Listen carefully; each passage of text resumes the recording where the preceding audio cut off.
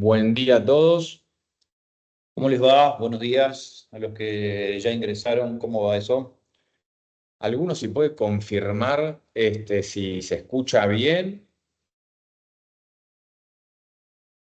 por chat, si nos pueden confirmar si se está escuchando bien, estaría buenísimo. Bueno, buenísimo. Genial. Ahí está. Diego, muchas gracias. Genial. Bueno, para ser puntuales, arrancamos nomás.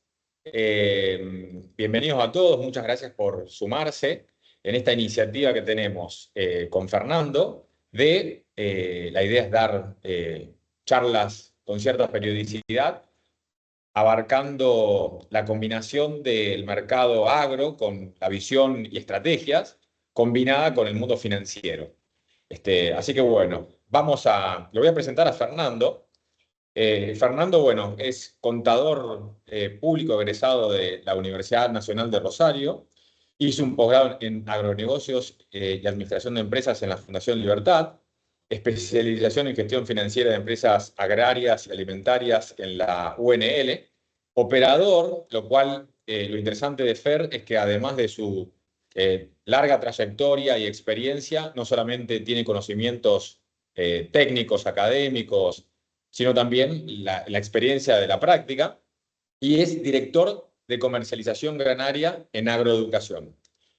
Así que bueno, como les decía, la idea es dar un panorama, va a arrancar Fer comentando del mundo agro, y bueno, y después me sumo yo al final para dar mi view financiero con estrategias, recomendaciones y demás, no haciéndolo muy largo y dando lugar también a preguntas que surjan. Bueno, vamos a arrancar. Primero, ya que me presentaste, o sea, te debes tener clientes tuyos, pero debe haber míos y gente por ahí que no conoce. Mauro es un viejo compañero de ruta en su momento es contador público, es magíster en finanzas, eh, tiene más de 20 años de trayectoria en mercados de capitales, fue gerente de mercado de capitales en GIT, en FIO Capital en su momento, donde fuimos compañeros de trabajo. Yo trabajaba en la parte de granos. Así que, y aparte, fundó ya Global Focus a partir del 2020, que es su empresa.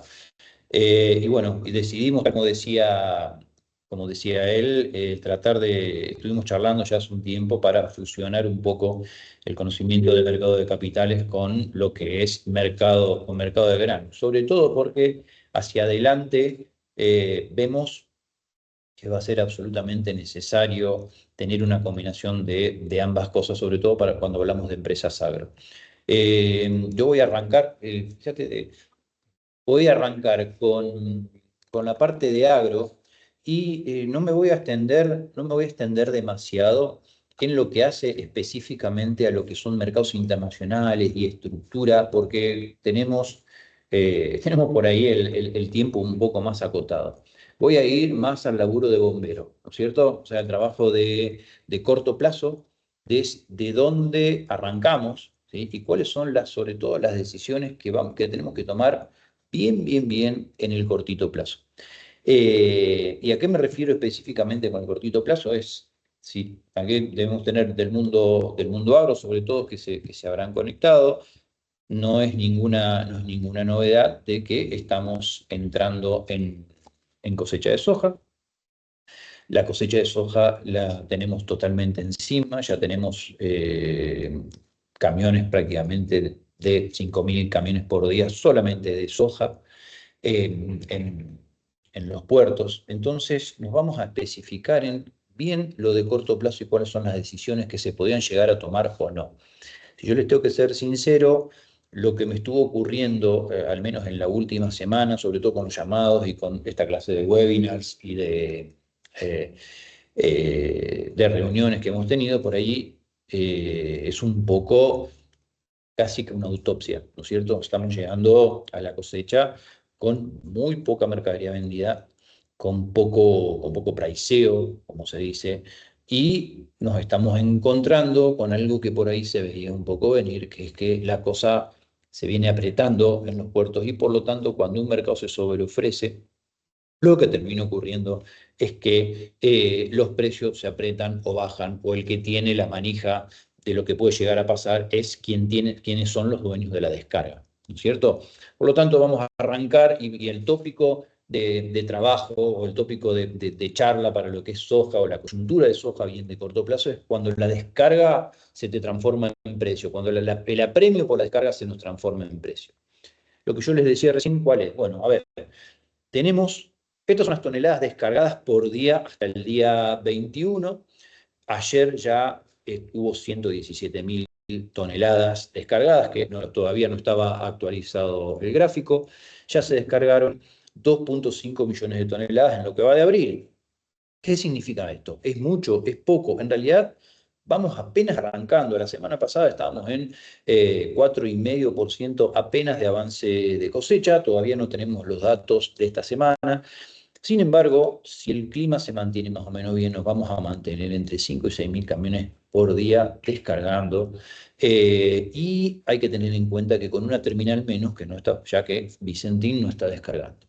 Esto necesariamente va a hacer que el precio se mantenga pisado mientras esta situación la tengamos encima, ¿no es cierto? Entonces, por lo tanto, lo que podemos llegar a decir aquí es, bueno, a ver, ok, ¿está entrando mucha soja? Sí. ¿El precio se está bajando? Sí. Ayer prácticamente la mayo empalmó con la abril en un precio alrededor de los $280 por tonelada.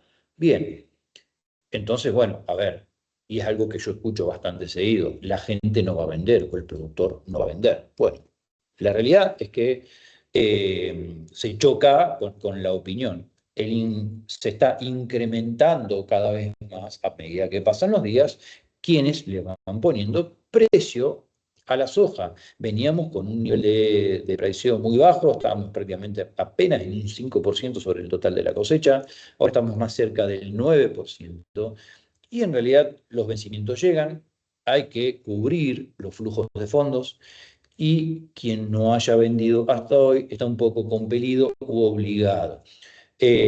Por eso digo que el problema que se tiene, y por eso hablo de autopsia, ¿no? Porque en este momento el apremio toma la decisión por nosotros, que es algo que es lo que no tiene que ocurrir.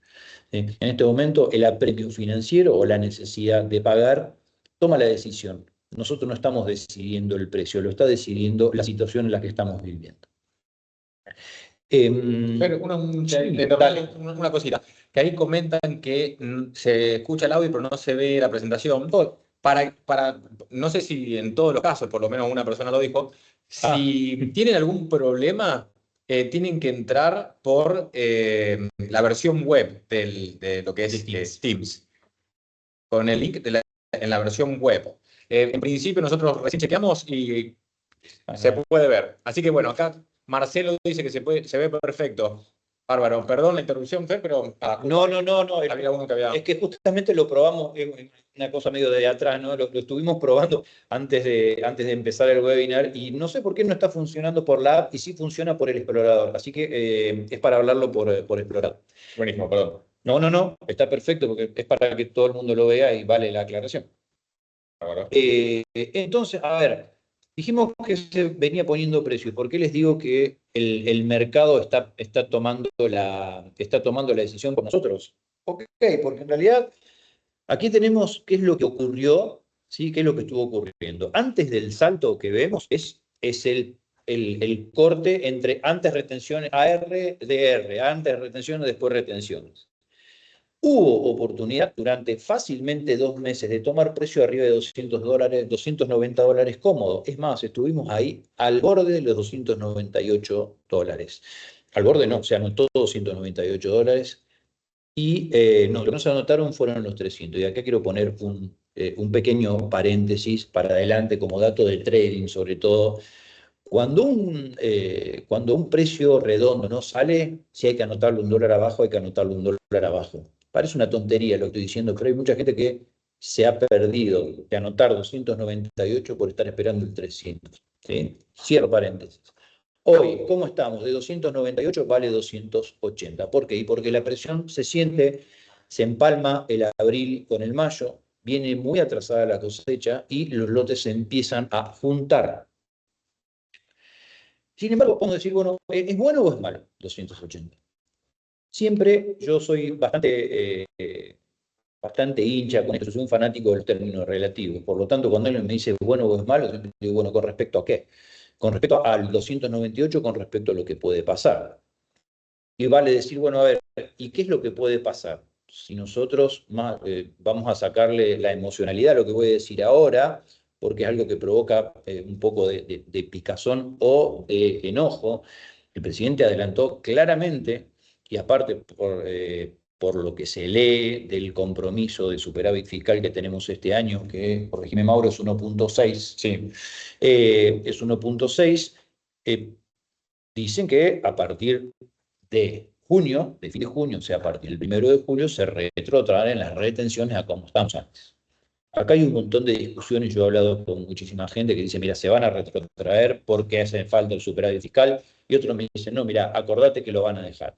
Mi función aquí es tratar de ver cuál va a ser el peor escenario. Si no la sacan, es mucho mejor. Entonces, volviendo al inicio, con respecto a 298, ¿es bueno o es malo? Son $18 menos, claramente. Ahora, con respecto a lo que puede llegar a pasar si sacan las retenciones, estamos hablando de un escenario completamente diferente. Este es un gráfico que viene de FIO, ¿sí? O sea, ahí tengo un par de gráficos que la gente de FIO me proporcionó que me resultaron muy útiles. Este es un cálculo sobre los FOBs, sobre cómo quedarían los FOBs, o sea, los precios FOB y los teóricos, por lo tanto, los FAS teóricos, con retrotrayendo el sistema de retenciones anterior. Y en realidad da un poco de susto si esto sigue así. Esto está sacado con los precios de hoy. Más allá de lo que pueda pasar hacia adelante, lo que puede llegar a retroceder el precio es realmente casi escalofriante en algunos casos, ¿no? Sin embargo, entonces, si decimos, con respecto a 298 es malo, pero con respecto a 262 es buenísimo el 280. ¿Mm? Ahora, vendemos o no vendemos, lo vamos a ver al final, ¿sí? Espero que haya quedado claro la primera parte que les quise mostrar sobre cómo es la coyuntura de cortísimo plazo de soja. ¿De acuerdo? Cualquier duda me la van pasando al chat, nosotros la anotamos y se la respondo cuando termine la presentación. No tengo ningún problema. Vamos a pasar a maíz. ¿Y con maíz qué es lo que pasa?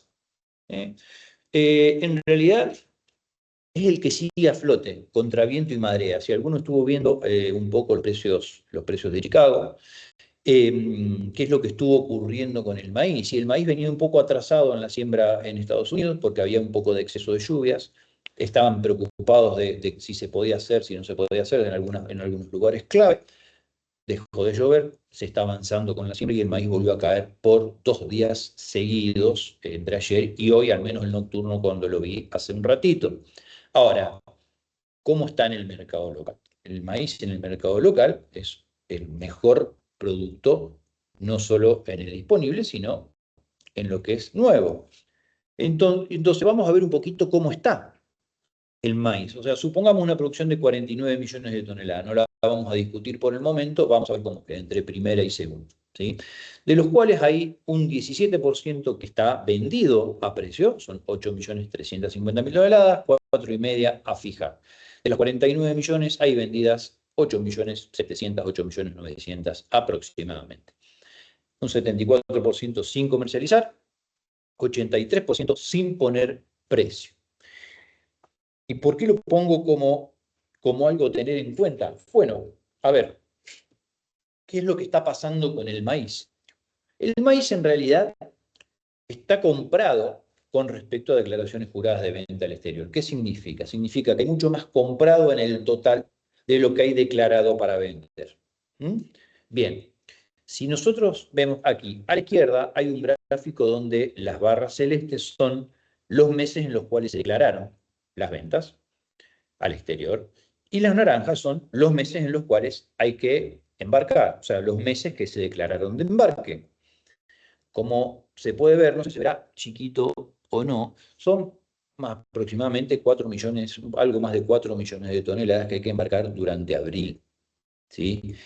Y a la derecha, lo que podemos ver es cómo fueron las entregas durante abril. que fueron disminuyendo paulatinamente y ahora proporcionalmente son mucho menores. ¿Por qué?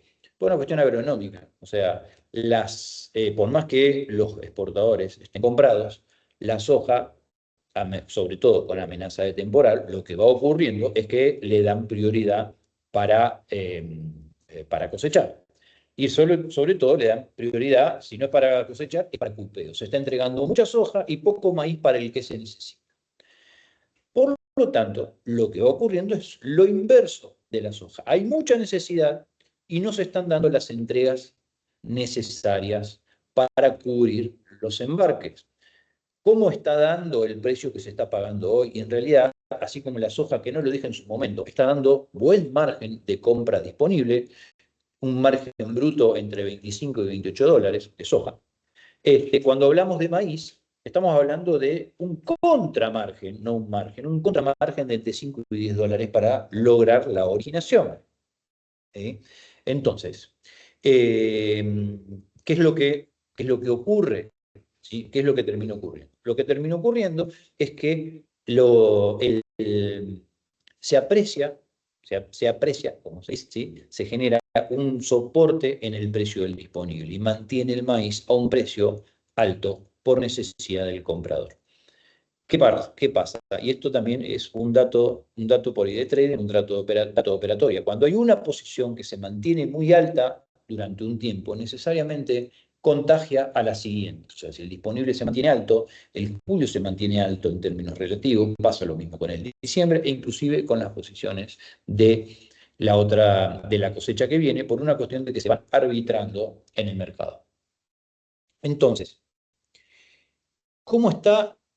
De nuevo, volviendo a mi fanatismo por los términos relativos, tenemos que decir, bueno, ok, ¿y cómo está entonces la relación con respecto a la soja?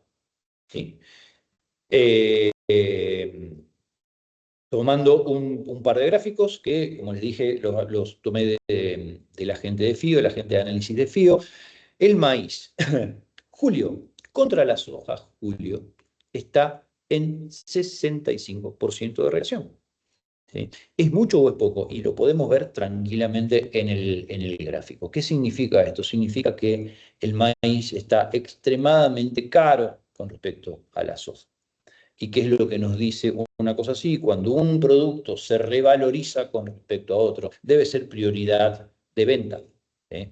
Si yo a este gráfico lo hago en el disponible, me va a dar ¿cuánto? Y me va a dar 70-71%. ¿Sí? 70, 69, 71, dependiendo del día. Lo normal, ¿cuál es? Y lo normal o el promedio, como pueden ver, está muy por debajo de eso, está entre 55 y 58. Por lo tanto, como podrán ver en base a la línea argumental, hoy por hoy, el maíz es prioridad a la hora de hacer caja o prioridad a la hora de tomar precio para generar rentabilidad. ¿Sí? ¿Por qué? Porque esto aquí puse los dos. Puse julio contra julio, perdón, es lo mismo. Perdón, a ver. Lo puse dos veces, Tafimina, me equivoqué, disculpas. Si nos vamos al gráfico disponible, ¿sí? Disponible, si yo hago maíz soja en el disponible, que está entre el 69 y el 71%, ¿sí? En el disponible. ¿Qué es lo que me está diciendo esto? Y lo que me está diciendo es que debería ser sí o sí prioridad, porque estoy tranquilamente entre 5 y 10 puntos porcentuales por encima de lo normal, encarecido el maíz con respecto a la soja. ¿Estamos hasta acá? ¿Cómo vengo de tiempo? 20 minutos llevamos, vamos bien. Vamos bien, perfecto. Genial. Me anotan las preguntas si no estoy siendo lo suficientemente claro o si les ha quedado algo en el medio, por favor, por el chat. ¿Sí? Entonces, en el corto plazo, ¿qué hacemos? Es la pregunta, porque es algo que me han dicho muchísimas veces, entonces corregí sobre los finales, es decir, mucho biribiri, pero después hay que bajarlo a tierra. Bien, genial, vamos a bajarlo a tierra. ¿Qué hacemos con la soja? Soja, aquí, bien. Lo que yo le llamo a la hora de tomar una decisión, yo lo que armo siempre es un mapa. ¿Qué significa eso? Hago un mapa de mercado. ¿Qué es lo que es un mapa de mercado? Un mapa de mercado es ver cómo están los precios disponibles, posiciones diferidas en dólares, en pesos, y cuál es la tasa que me generan desde la posición disponible hasta las posiciones futuras, para poder hacer una evaluación de cuál es la posición en la cual yo debería tomar la decisión de venta en un momento determinado. ¿Por qué? Porque en el último de los casos, siempre y en todo lugar, por más que hablemos de granos, siempre todo se mide en términos de tasa. ¿Sí? Todo, absolutamente todo se mide en términos de tasa. Y voy a dar un ejemplo. Yo digo, a ver, ¿cuánto vale la posición disponible? O la posición disponible vale $280. Ok. La posición julio vale 288. Por lo tanto, en valores absolutos, yo estoy hablando de que hay 8 dólares de diferencia. Si yo solamente me quedo en ese análisis y tengo 8 dólares de diferencia, voy y vendo julio, ya está. ¿Sí? Ahora, tengo dos temas ahí en el medio. Son 100 días más. El tiempo no es gratis. ¿Sí? Lección A de finanzas, el tiempo no es gratis. ¿Cuánto vale el tiempo? Y el mercado me está pagando un 10% nominal anual. ¿Sí? Ahora, yo para ganar esos 8 dólares tengo que embolsar sin bolso, o por ahí pagar un almacenaje, o por ahí lo tengo libre al almacenaje y juego con los 10 dólares de tasa nominal anual al 100%. ¿Sí? No sé si ven para dónde estoy yendo. Lo mismo pasa con la posición septiembre, lo mismo pasa con la posición noviembre. Un precio superior no implica que yo vaya a terminar agregándole valor a mi compañía, porque si yo tengo que pagar almacenaje, más tengo que pagar tasa, mis 288 dentro de 100 días van a ser inferiores a lo que puedo llegar a sacar yo hoy, vendiendo en el disponible. Y poniendo a trabajar ese dinero. Exactamente. Claro. Poniendo a trabajar ese dinero eventualmente, o usándolo para bajar un pasivo, o usándolo para pagar una cuenta. ¿Sí? Entonces, el mapa de decisión dentro de lo que es comercialización se hermana automáticamente con lo que hace mi compañero aquí a la derecha. ¿Por qué? Porque siempre y en todo lugar, cuando tenemos que tomar una decisión dentro de la compañía, sea cual fuere, inclusive de margen, siempre estamos decidiendo sobre tasas, ni más ni menos. Y las tasas, lo único que hay que hacer para compararlas es llevarlas a la misma dimensión. ¿Mm? Abajo, ¿qué es lo que hago? Lo que hago abajo es un juego que va a ser determinante de aquí en adelante para las empresas agropecuarias. ¿Cuál es? Y yo debo tener un flujo de fondo en pesos y también debo tener un flujo de fondo en dólares. El flujo de fondo en dólares, ¿cómo juega? Y el flujo de fondo en dólares juega uno contra uno. Si yo el vencimiento de uno, el vencimiento de mi ingreso, lo calzo con el vencimiento de mi egreso, dólar contra dólar, el tipo de cambio no influye absolutamente en nada. Ahora, si yo tengo cash flows negativos en pesos, el movimiento de mi ingreso está determinado no solo por la variación del mercado del producto, sino que aparte por la variación del tipo de cambio, que brutalmente nos ha enseñado el mercado en los últimos días, en la última semana, de que la flotación, aunque sea entre bandas, la flotación puede ser algo bastante traumático si uno no lo tiene afinado, ¿no es cierto? Entonces, ¿yo qué es lo que hice abajo? Hice exactamente lo mismo, pero con tasas nominales en pesos. ¿Sí? ¿Cómo está dando? Y está dando entre el 45 y el 48% en pesos. Súper fino. Si le lleva a sacar el almacenaje, chao. Listo. Nos quedamos afuera porque las tasas en pesos son muy altas y personalmente creo que van a ir para arriba. Eso te lo dejo a vos, Mauro, pero es una cuestión de opinión personal. Por lo tanto, cuando tengo que hacer tasas de corte, ver tanto en pesos como en dólares, calcular los almacenajes.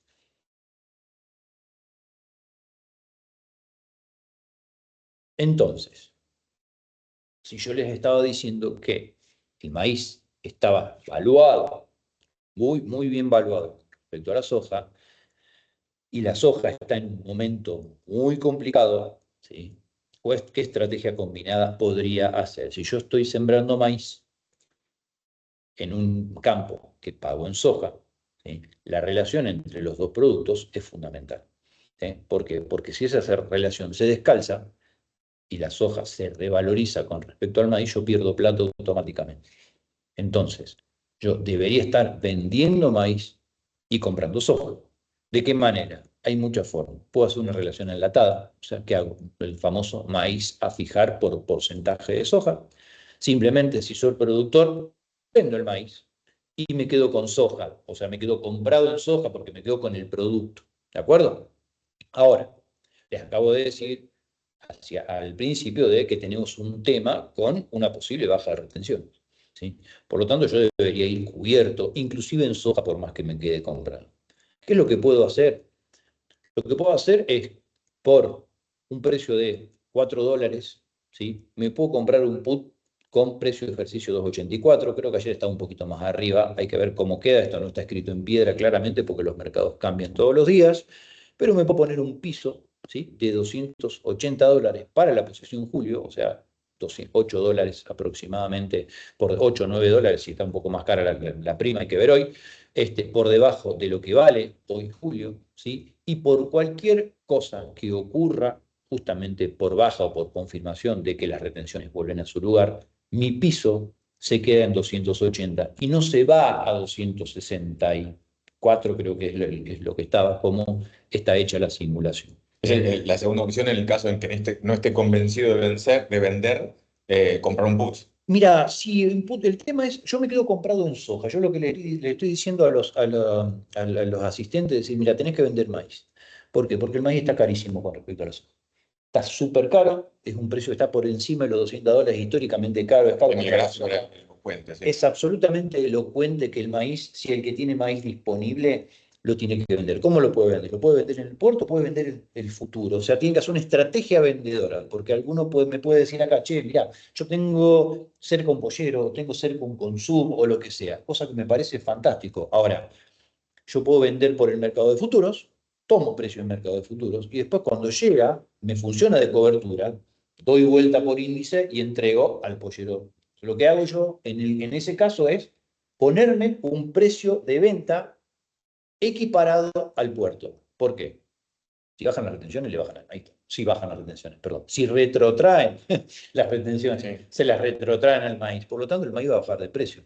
Y por más que me pague más caro contra el puerto alguien que tengo al lado que es un consumo, el precio de referencia que es el del puerto va a bajar por la suba de retención. Entonces, tengo que quedar cubierto. ¿Sí? ¿Sí? Cuando hablo de vender, hablo de estrategia vendedora. Después, cada saco se le pone a cada una de las empresas, claramente, ¿no? Ahora, cuando hay el segundo, que es en soja, que como vos me preguntabas muy bien, el tema está, tiene el mismo riesgo la soja, claramente tiene el mismo riesgo. Pero ahora, yo tengo una posibilidad de poner un piso con poca plata, ¿sí? Porque son $4, $4.50, donde yo me estoy cubriendo de una potencial baja de 15 o de 20. ¿Sí? Entonces, yo me quedo con un producto. Bien, si yo me quedo con un producto, lo mismo ocurre con una acción, con un bono, con lo que sea soja, sea maíz, sea un bonser, o sea un IPF, yo estoy dispuesto a la suba y a la baja. Da exactamente lo mismo con lo que me quede. Es un bien y como bien sube y baja. Entonces, yo me quedo expuesto a una baja con las que hago y me pongo un y listo. Y ya está, y me quedo ahí. ¿Mm? Si en el caso de no tener maíz, decir, mira, solamente tengo soja. Bueno, ok, entonces tengo que analizar los pases, como decía al principio, y compararlos, a ver si realmente me da contra las tasas de corte y los almacenajes, o vender disponible y ver, lo que va a hablar por un ratito, inversiones alternativas que me incrementen el precio de eso que estoy vendiendo yo hoy disponible. ¿Sí? Me incrementen el precio o si voy a cancelar un pasivo, me dejen de cobrar intereses. Siempre hay un beneficio implícito. ¿Mm? Espero que esté hasta acá. ¿Sí? Estamos. Sí, sí, sí, te quedaste. Bien, perfecto. Es una de último minuto antes de que pite el juez. ¿Sí? Es lo que les explicaba recién, me adelanté. Entonces yo puedo vender maíz arriba si yo tengo disponible. ¿Sí? Vamos a hacer el ejemplo. Yo tengo disponible hoy, puedo vender maíz arriba de $200, disponible. ¿Sí? Una relación absolutamente inmejorable. Dijimos que en el disponible estaba en el 71%. ¿Cómo cubro eso? Bueno, ¿cómo cubro con la soja? ¿Sí? Me compro el put julio con 4 o con 5, tenemos que ver como queda, pongo piso en 2,79, 2,80. Si las retenciones vuelven a subir, me quedo muy bien acomodado. ¿Por qué? Porque fijo una relación de 71% en el disponible, y aparte, si la soja en julio cae por esto que pasamos, mi peor escenario va a estar en 284 menos la prima que pague. Si la soja, perdón, si sigue bajando la soja, exactamente, se captura la relación, de todas maneras. Técnicamente, o sea, hago un paréntesis, es como hacer un call sintético comprado, porque estás comprado, a la vez le compras un put, entonces tenés todo el potencial de suba Sí, cubierto a la baja, un call exactamente. sintético. Siempre poner piso. ¿Sabes cuál es lo que pasa, Mauro? Es que hay un tema. Hay un tema en la, no sé si en la cultura popular o en la creencia popular, es decir, que vender o comprar es ir y quedarse con la mercadería o sacarse de encima una mercadería. Siendo que en granos tenemos la posibilidad de tomar opciones que en determinados momentos inclusive son a precios súper acomodados, realmente muy, muy acomodados, poniendo muy buenos pisos y sacándonos el riesgo de encima. Y eso es una estrategia vendedora, que no solo es vendedora y pone piso, sino que aparte, si el mercado sigue para arriba y se vuela por lo que fuera, porque, ¿sabes qué? No sé, empieza deja de llover en Estados Unidos. Entonces la soja vuela por los aires. ¿Sí? Genial. ¿Qué pasa? El mercado va a subir y yo voy a ir a mercado menos la prima que pagué. Tengo puesto el piso por cualquier cosa y yo me mantengo alcista. Y o sea, es un producto que se usa muy poco, se usa muy, muy poco y es espectacular. El mercado agro es mucho más versátil que el mercado financiero en sí. Podés armar desde ya de que podés tener posiciones bajitas, alcistas, jugar con la volatilidad, podés armar posiciones a medidas como quieras, con los forwards, con el mercado institucionalizado, con los futuros y opciones.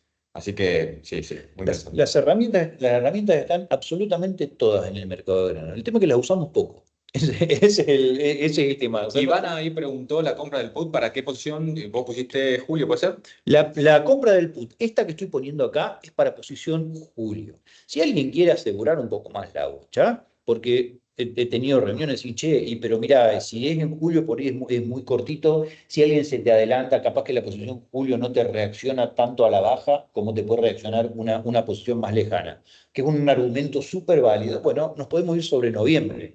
Vamos a tomar un strike más alto, quizás la prima se nos vaya un poquito más arriba porque tiene más valor tiempo, pero es igual de válido, es exactamente igual de válido. Puede ir sobre julio, puede ir sobre noviembre. Lo ideal sería septiembre, pero las opciones de septiembre no tienen demasiada liquidez, claro. Exactamente, no tienen demasiada liquidez para entrar y salir. Perfecto. Y después, como último, ahí está, listo, genial. Como último, y esta es una posición, esta es especulativa, que armamos con la gente de negocios de granos, que en realidad me parece realmente muy, pero muy buena. O sea, aparte de lo que es cobertura, hasta ahora me gustó armar una de Está bien, hay que me ¿Cómo echar. estamos? Bien. Sí. Para no pasarnos de tiempo. Vamos a echar una especulativa. A ver, los inversos. ¿Qué significa un inverso? Un inverso es, sobre todo el que más se usa en el mercado de granos, el de soja. ¿Qué significa? Y significa ver cómo está la posición noviembre, que es la de fin de año, con la posición mayo, que es la de 2026. ¿Qué es lo que siempre pasa? Obviamente la posición noviembre, que es la escasa, es más cara que la posición mayo, que es la de cosecha del otro año. Eso se llama inverso. Esta posición, que es la posición noviembre 25, es más cara que la 26. Y así si vamos años para atrás. Ahora, ¿qué ocurre? Lo que ocurre es que este año está desarbitrada en este momento la posición mayo contra la posición noviembre contra la posición mayo. ¿Por qué desarbitrada? ¿Qué es un desarbitraje? Es cuando dos precios se salen de su cauce normal.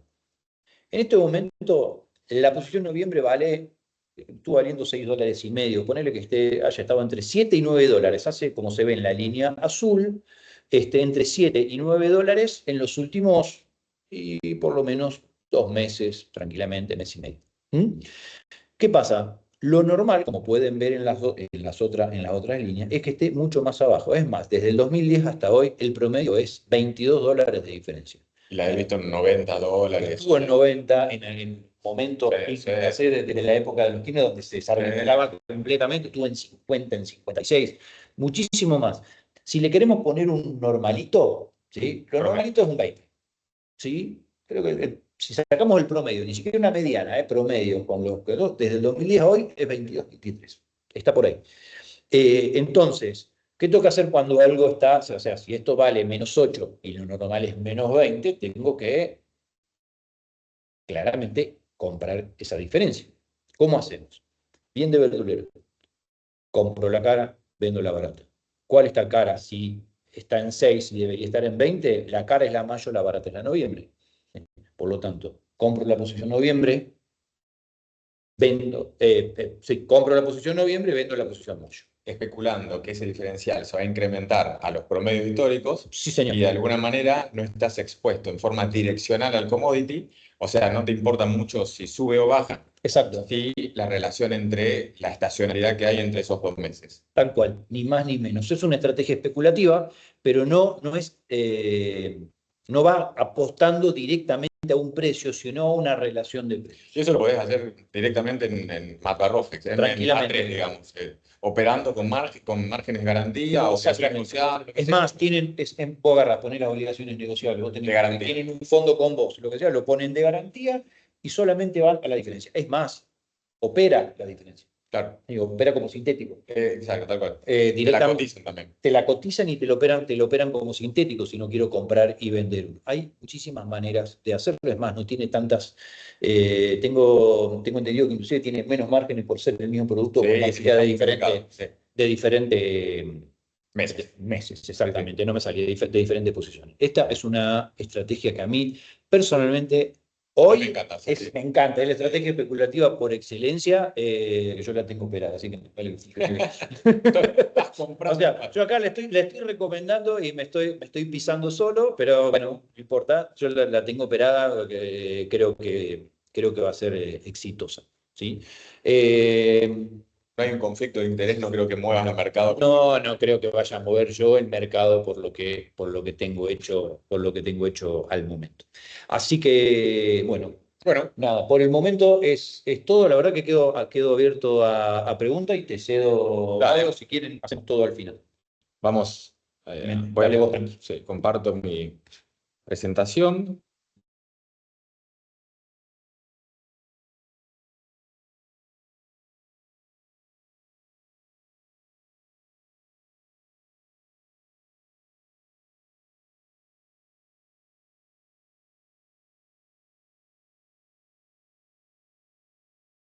Ya debería estar subiéndose. Dice que quedan 5 minutos. Claro. No hay forma de extenderlo, o si no. A ver, aguárdame un segundito, por favor.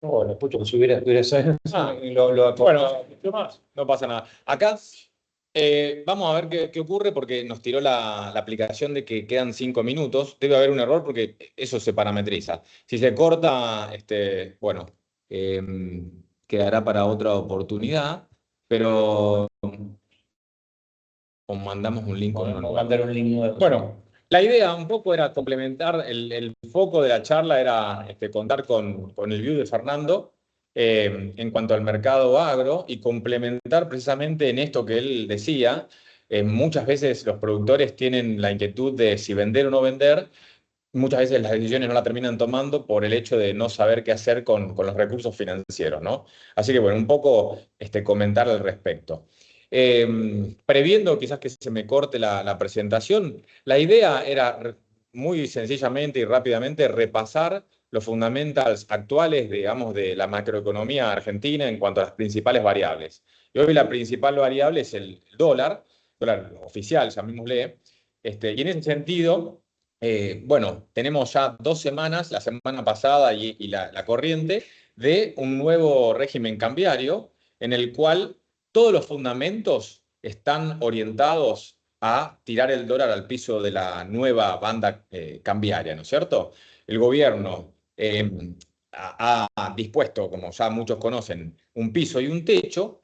Eso, desde el punto de vista de los fundamentos, nos diría, y ya han circulado un montón de informes y demás, de que Argentina está mucho más cara que las principales potencias, sobre todo lo que vi en los últimos días en el índice Big Mac, y no estoy diciendo algo novedoso, que estamos muy caros en dólares. ¿A qué voy con esto?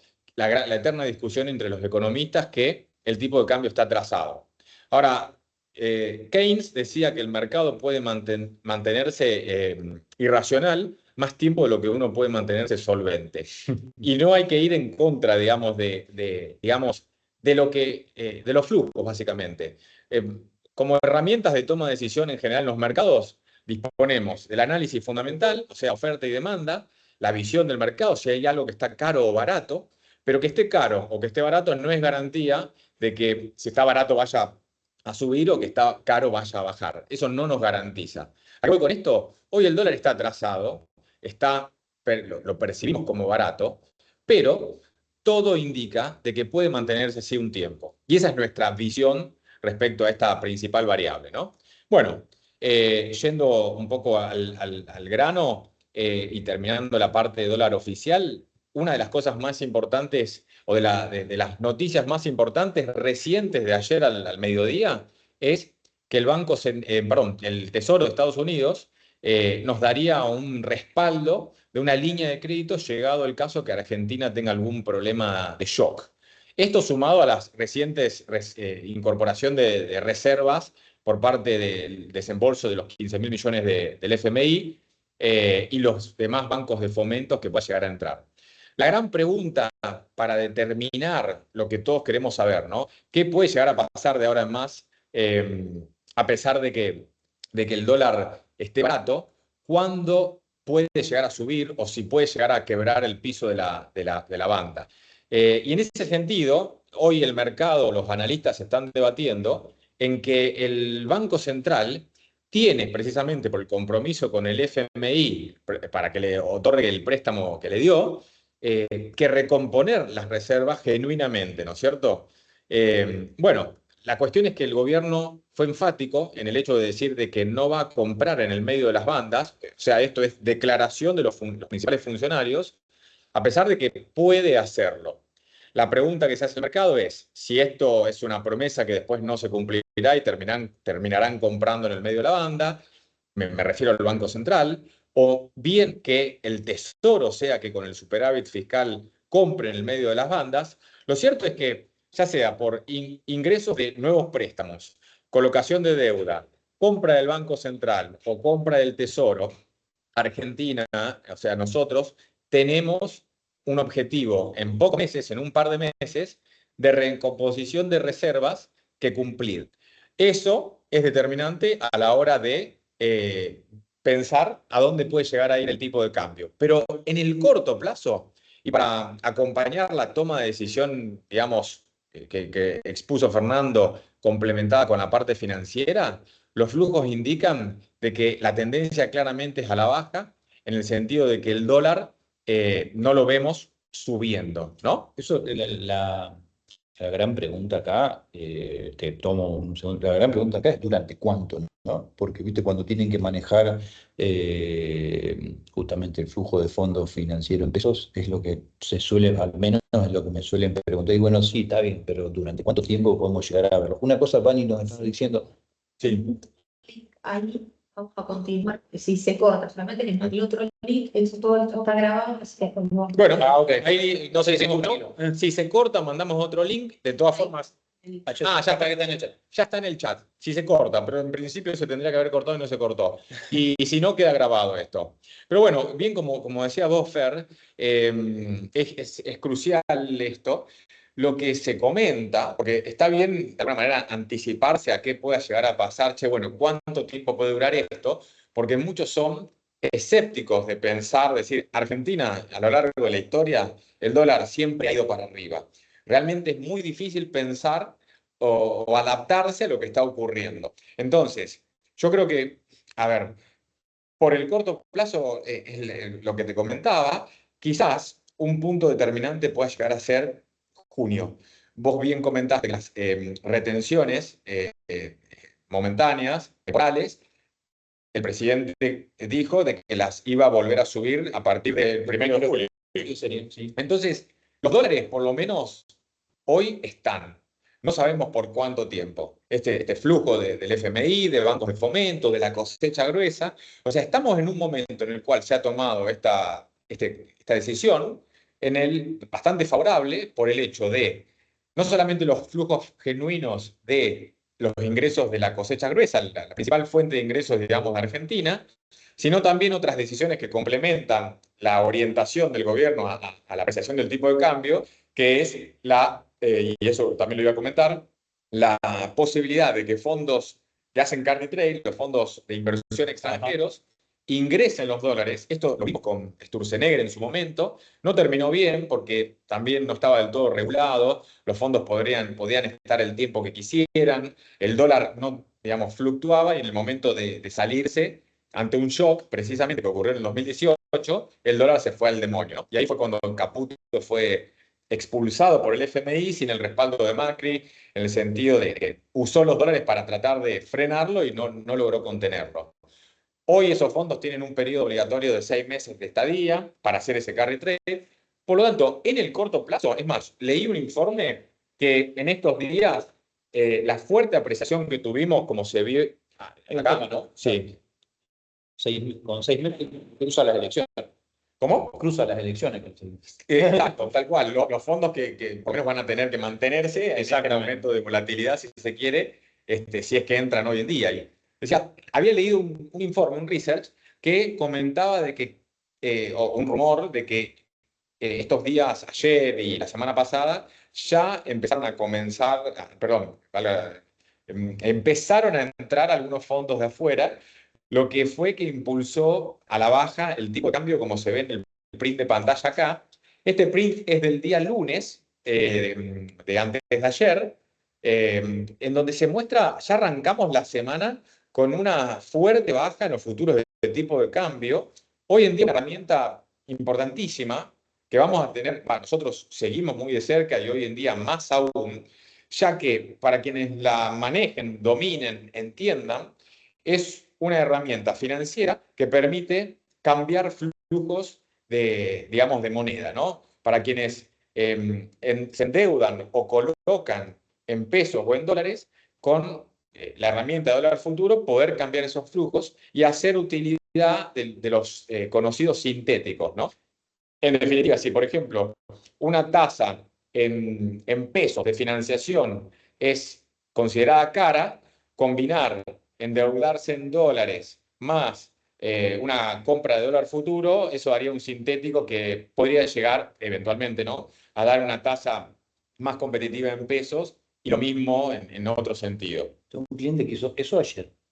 Bien. Pero lo hizo contra una deuda que tenía en tarjeta, Banco Nación, que era una deuda relativamente baja. Claro, vendió como el flujo de fondos, como decía antes, era en pesos a marzo del 2026, tomó caro maíz a 190, 192 dólares, el tipo de cambio allá adelante, y le hizo un spread de tasa de 15 puntos, 16 puntos. Bueno, eso es hacer uso de las herramientas actuales hoy que con este mercado tan dinámico. Algo que quería comentar en función a lo que comentaba Fer, esto de analizar los relativos en términos de tasas, ya sea en dólares o en pesos, y ahí voy a ir a la sección de tasas, es entender cuáles son las principales, por lo menos en el mercado de capitales, tasas que manejamos, ¿no? Algo que seguimos muy de cerca son las tasas implícitas de dólar futuro. El hecho de que convenga hacer una colocación sintética o financiación sintética va a depender de cómo se mueven las tasas implícitas que se llaman en los distintos meses de dólar futuro. Eso se mueve y normalmente suele arbitrarse con el mercado, con las tasas de mercado, también las tasas de caución, también las tasas de los descuentos de cheque y pagaré avalados por SGR.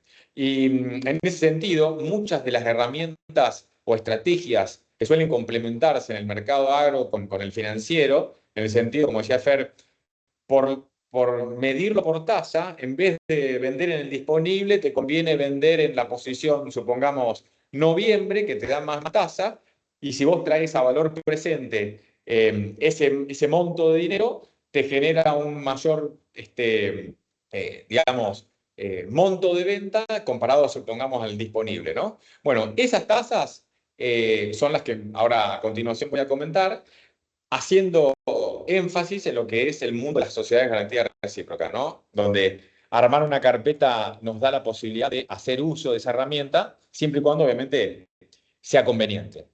Lo que pasa es que el mundo de las tasas es fascinante, sobre todo para agregar valores a las empresas. Y el tema está en que, al menos en lo que uno ve normalmente, no sé si vos ves lo mismo, por ahí uno se apura a buscar la calificación del SGR o a ver cómo es la estrategia cuando ya es tarde, ¿no? Como que hay que tenerlo visto con anterioridad. Y lleva tiempo, suelen tener su burocracia, por lo tanto siempre está bueno tener las líneas abiertas, actualizadas, ya que cuando las tasas se mueven, bueno, poder hacer uso en el momento, como decía vos, Fer. Bien, hablando de tasas, vamos a la presentación.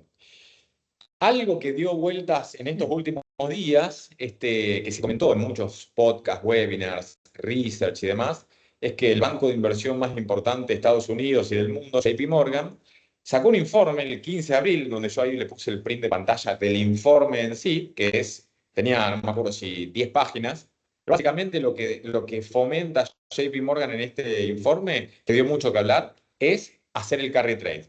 O sea, vender dólares y posicionarse en tasa.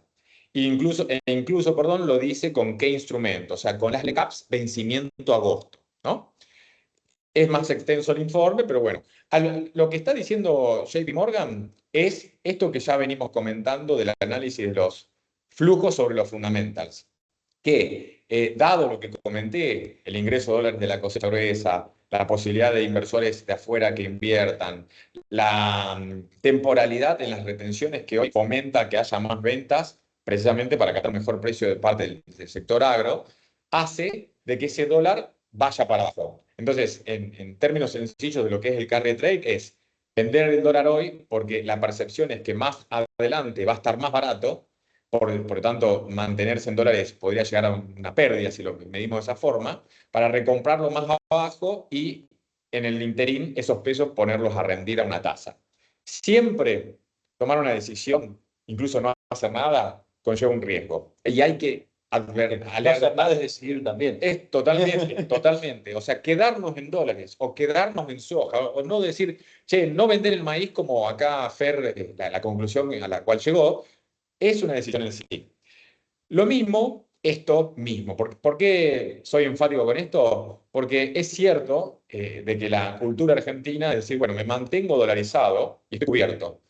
La realidad también es que estamos en un cambio de régimen político y económico en el cual, bueno, uno tiene que entender cómo funciona la mentalidad de el equipo económico y qué es lo que quieren hacer. En ese sentido, el dólar o la medición de nuestra moneda respecto al dólar, el peso, la visión generalizada es que se aprecie. Entonces, si uno se mantiene en dólares, bueno, va a tener menos poder adquisitivo, si se da este escenario, en el mediano plazo. Y ese es el riesgo que conlleva. ¿Cuál es el riesgo de hacer esta estrategia? Pensemos que estamos en una banda de 1000, 1400, ¿no? Sí. De un punto al otro hay 40% de diferencia. Lo lógico, la teoría indicaría, que sería conveniente hacer carry trade si estuviésemos en el techo de la banda. O sea, che, el dólar se fue al demonio, está caro al nivel máximo que el gobierno permite que va a estar, supongamos, bueno, vendo los dólares, me paso a pesos y hago tasa. Acá, esta recomendación de JP Morgan y de muchos otros brokers y demás, es hacer el carry en el piso, básicamente, o más cercano al piso de la banda. Pero tenés 40 de recorrido. Exactamente. El riesgo, o sea, a ver, la posibilidad de que haya un salto a 1400 como algo posible, sí está. Como algo probable al cual nosotros les asignamos mayor probabilidad, la verdad que no. A riesgo, obviamente, siempre de equivocar. Claramente. Los fundamentals y los flujos indican que no.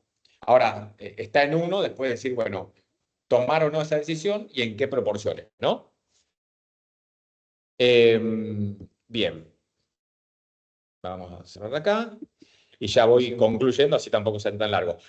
En términos de tasa, acá un print de pantalla de un mensajito del sistema de Siopel en el mercado libre de cambios, de los operadores bancarios, básicamente. Esto fue el día del lunes, en donde algo, digamos, voy a decir algo técnico, pero voy a tratar de explicarlo en forma sencilla, ¿no? La semana pasada nos sorprendió a nosotros una fuerte suba de tasa de interés que después volvió a los niveles normales de promedio 30% TNA. ¿Qué ocurrió? El Banco Central empezó a correrse del rollover, de la renovación de los pases activos por parte del Banco Central. O sea, ¿qué viene a hacer esto? Cuando los bancos, Banco Macro, Galicia, Superviel, etcétera, Sí. digamos, tienen algún faltante de dinero al fin del día, tienen como última instancia pedirle plata al Banco Central. Son los pases. Los pases. Bueno, el Banco Central se corrió de la renovación de esos pases y eso generó una iliquidez en el mercado que impulsó las tasas hacia arriba, todas. Las tasas de caución tuvieron 10 puntos de suba en un determinado día, no me acuerdo cuándo fue, si el martes o miércoles de la semana pasada. Lo mismo pasó con todas las tasas en general, las tasas implícitas, dólar futuro, etc. Pero eso se acomodó. Es algo lo que nosotros vamos a estar pendientes y siguiendo muy de cerca, porque es un determinante también de lo que puede ocurrir con la tasa. Se te pone el peso caro. Exacto. Y aparte, como vos decías, la expectativa quizás es que la tasa se mantenga positiva en términos reales, por lo menos para fomentar esta suba, esta venta de dólares por parte de los distintos sectores y que estar en pesos sea recompensado con la tasa de Una interés. desdolarización. Correcto. Así que bueno, eso es algo que quería comentar interesante. Bueno, y en ese sentido, ya como para ir terminando la charla, las LECAPs son el instrumento quizás más utilizado hoy en día para el posicionamiento y devengamiento de tasa en el mercado de capitales, que puede utilizarse en forma directa o indirecta a través de los fondos comunes de inversión que se encargan precisamente de invertir en estos instrumentos y de ir arbitrando entre las distintas posiciones y demás. Hoy en día, después a quienes quieran les acercamos también la presentación de Fernando y la mía de la parte financiera. Estos son los valores de tasa de cierre de ayer. Por lo tanto, ante esa visión del tipo de cambio apreciándose y estos niveles de tasa, la verdad que es interesante este posicionamiento. Y ya por último, acá les pongo el grafiquito de ayer bajaron los bonos SER, los bonos indexados, o sea, en pesos, pero que ajustan por inflación. Como conclusión, digamos, en este corto plazo, si se quiere, escuchaba hoy a la mañana que EcoGo, la consultora de Mariana del Poyeto, ya empezó a estimar lo que sería la inflación para este mes corriente de abril, ¿no? ¿Y qué es lo que no vi ninguno? 3,5%. 3,5 es menor al 3,7 de marzo del mes pasado. Casi que no está estimando paz. Exacto, y ahí viene la cuestión. Facimex, un broker también importante, en un informe de ayer estimó 4%, o sea, un poquitito arriba de marzo, pero tampoco un pass-through tan fuerte como muchos economistas esperaban. ¿Por qué? Porque la gran mayoría de las personas, agentes económicos, economistas, consultoras, brokers, bancos y demás, pensaban de que iba a haber un pass-through, o sea, un traslado a precios producto de un salto de tipo de cambio ante una eventual salida del cepo, cosa que por lo menos hasta ahora no está ocurriendo. Entonces, y como para concluir, si los flujos siguen dominando, si el tipo de cambio del peso contra el dólar se sigue apreciando y el dólar va hacia el piso de la banda, como por ahí se espera o se mantienen estos valores, quizás estar posicionados en bonos CER de cara al mediano plazo pueda llegar a ser algo, si se quiere, volátil o que pueda llegar a tener rendimientos negativos. Por ejemplo, ayer bajaron y los últimos días también, después de haber subido bastante, ¿no? En las últimas semanas. Pero si esa es un poco la visión, quizás la variable en donde estar posicionado sea más pesos a través de las recaps o fondos y no tanto instrumentos dólar links o atados a la inflación. Y lo mismo para los instrumentos dolarizados. Obviamente que esto es un lineamiento general, una visión de las variables principales y bajado a los instrumentos en sí. Después cada caso es distinto y lo que hay que analizar es el apetito por riesgo que tiene cada uno y también sus necesidades puntuales, ¿no? Y ya para concluir, no me quiero meter en renta variable o en renta fija. Tengo que armar otro para renta fija. Hay que armar otro, si no se nos va el tiempo. No, está cuatro. Pero bueno, era un poco la idea de esta charla, que esperemos continuarla periódicamente, es, hacerlo por lo menos una vez por mes. Creo que ya se cortó, si no me equivoco, mirá, porque hay... ¿No? ¿O seguimos? No. ¿Seguimos? Ah, bien. Ah, no, creo que hay una persona que debe haber... Sí, que pusieron algo en el chat. Ahí está. Bueno, ya para no extendernos con el horario, damos fin a la charla. Desde ya, ahí está. Desde ya que les agradecemos el interés, se sumaron un montón de personas, participaron, hicieron preguntas. Como les decía, la idea es volver a repetirla, obviamente con una distancia prudencial en tiempo, quizás una vez al mes sería interesante, y repasar lo que estuvimos charlando en cuanto a las estrategias y visión agro, pero sobre todo haciendo enfoque en recomendaciones puntuales de qué hacer, ¿no? Sí, sobre todo de qué hacer, de cómo lo bajamos a tierra y tratar de a poco, sobre todo, de ir hermanando las dos cosas, que es lo fundamental y lo que realmente creemos. Por eso arrancamos con esto, creemos que van a ser dos cosas que van a ir paralelas para adelante en el tipo de mercado que tenemos, que nos espera, ¿no? Bueno, ¿alguna otra última pregunta más? Esperamos a ver si hay alguna pregunta, alguna que quiere hacer una pregunta. ¿Sí? En el chat.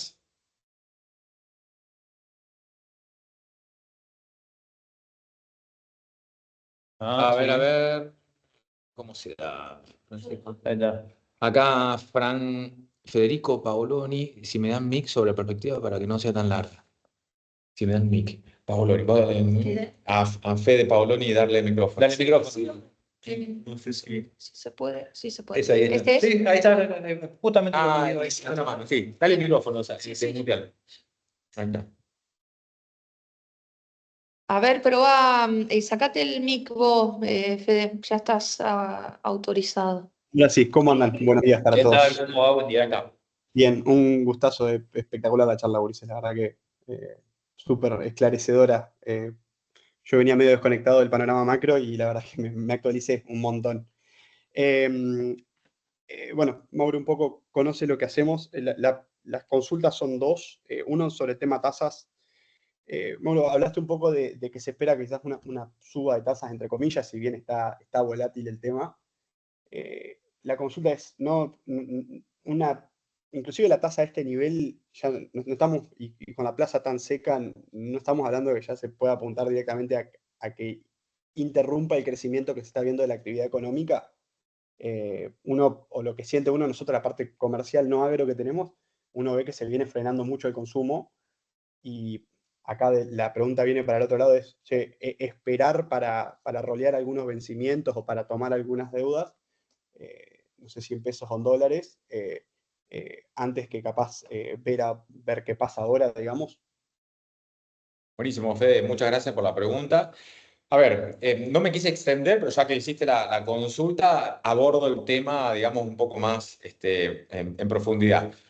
En cuanto a la tasa, también hubo un cambio, si se quiere, de modalidad, ya que, por lo que entendemos, el Banco Central ya, el 29% de TNA del EFI de referencia dejaría de tener sentido con la idea, digamos, de que pasa, como técnicamente se dice, a ser una variable endógena, ¿no? O sea que fijada también por el mercado. Lo cierto es que el Banco Central hoy en día puede, digamos, modificar la tasa o tratar de orientarla en algún sentido, como esto que decía, tratando de, o sea, saliéndose de la renovación de los pases y demás. Pero lo que pienso al respecto es que la tasa debería ir también moviéndose en forma libre y arbitrando con los distintos valores del tipo de cambio. En la medida en que el dólar se aprecie o se eventualmente supongamos que vaya más convergiendo al medio de la banda o supongamos arriba, la tasa debería ajustar, ya que si no te da, viste, como estos gráficos que se vieron en estos últimos días dando vuelta, el grafiquito de carry trade, o sea, si vos vendés al dólar de hoy, te colocás a tasa y volvés a recomprar, ¿qué rendimiento te da? Hoy el mercado está mirando eso y la terminaría arbitrando. Entonces, coincido con lo que vos decís, una tasa real positiva bastante alta podría llegar a también, por el otro lado, ser contraproducente con los niveles de actividad, pero ahí, y es donde por ahí hago el foco en cuanto a lo que pueda llegar a hacer el Banco Central con la señal que dio el lunes y la semana pasada de si intervenir o no en los pases y ver qué medidas tomar al respecto. En ese sentido, se han fijado metas, digamos, más. Viste que vos sos economista, Fede, que no podés controlar la cantidad y el precio. Entonces, si hoy la tasa pasa a ser endógena, o sea, de alguna manera determinada por el mercado, lo que vas a controlar son la cantidad de pesos en la economía, ¿no es cierto? Como un objetivo de base monetaria y demás, y que en función a eso ir encauzando los niveles de tasa.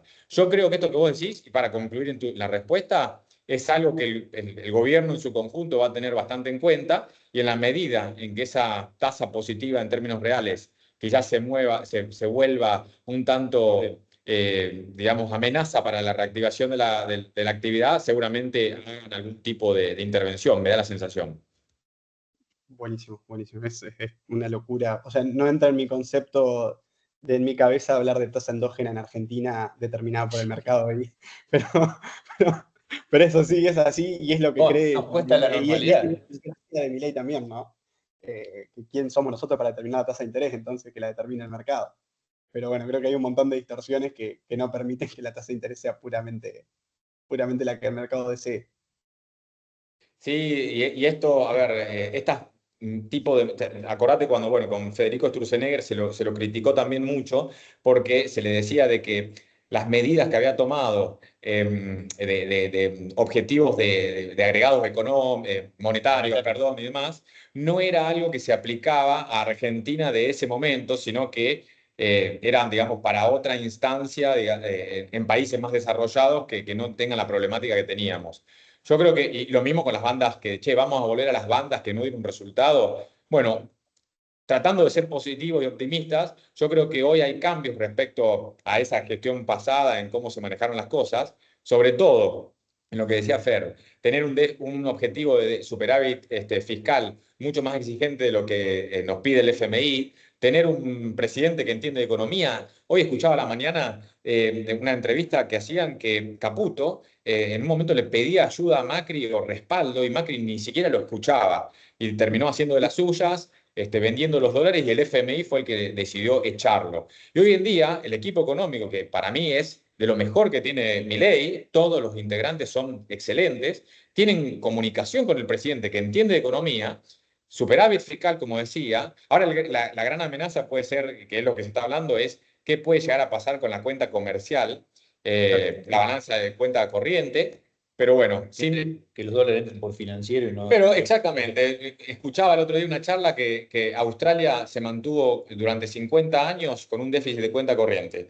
La cuestión es que si hay alguien que te lo financia, eso también puede mantenerse. ¿Quién lo pone por cuenta financiera, no? Bueno, ahí viene Ese es el asunto. Si no, no te cierras. Ojalá la gran apuesta, si se quiere, en ese sentido, con un dólar atrasado y que empecemos a tener, supongamos, un déficit de cuenta corriente, es que entre inversiones.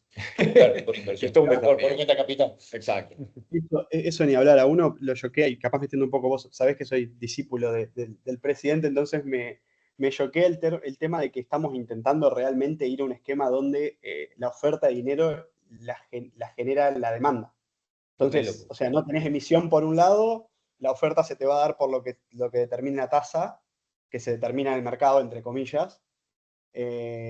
Hoy tenés las bandas de tipo de cambio, tampoco tenés como ancla el tipo de cambio, entonces como que estás en una especie de libertad total donde la oferta monetaria te la va a regular la misma demanda de dinero y crecimiento del país, ¿no? Entonces, como que es loco pensar desde ese esquema, o sea, yo tengo un cuadrado en la cabeza porque es lo que estudié, si me hablas de otra cosa, capaz soy más flexible, y todavía no me entra cómo eso puede congeniar en un esquema que sea sustentable a largo plazo, digamos, con las distorsiones que atraemos de atrás, ¿no? Sí, totalmente. Y es muy desafiante. Lo cierto es que, digamos, la locura por ahí que tiene el presidente y de arremeter con un montón de cosas, espero que su determinación y el hecho de no salirse de muchas de las cosas, de los objetivos estos de superávit y que el mercado le cree, ojalá que sea exitoso. Es sumamente difícil. Yo coincido con vos. Pero bueno, hasta ahora parece ser que, bueno, son pocos días lo que hemos pasado, ¿no? Veamos, yo creo, para mí es importantísimo la noticia esta de ayer. O sea, el hecho de contar con el dinero que entró del FMI, etcétera, pero que haya un respaldo del Tesoro de Estados Unidos en una charla ayer privada de JP Morgan. Nos pusieron un put gratis los Sí. americanos. El secretario del Tesoro nos puso un put gratis. Eso es O sea, importantísimo. así de onda y una charla en JP Morgan, no en un bar. Es algo que me parece que hay que darle importancia a esa noticia de ayer. Es una palabra, digamos, pero no menor. Muy bien. Bueno, muchísimas gracias por el tiempo, y No, Fede, gracias. ¿Qué le está usando para Carrie? Cosmi. Sí. Mira, a ver, depende, ahí es donde justamente lo que comentaba, depende de analizar cada caso, ¿no? O sea, ese capital de trabajo, si se quiere, o esos excedentes que uno tenga, producto de la venta de maíz, producto de lo que sea, no sé ahí quién lo preguntó, va a depender del momento en el cual uno necesite o piense que necesite ese dinero.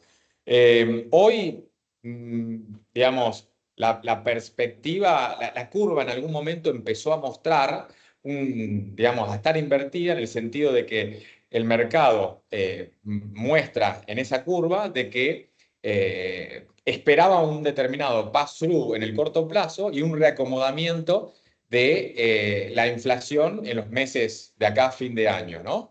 Entonces, si le creemos a esta apreciación del tipo de cambio, el que el pass-through no va a ser tan alto como esperamos, o que pueda ser leve, digamos, 4% de inflación ahora en el mes de abril y demás, eso va a ser también importante, y en consecuencia la inflación va a ir bajando, yo iría a un tramo medio ahí, como lo había dicho JP Morgan.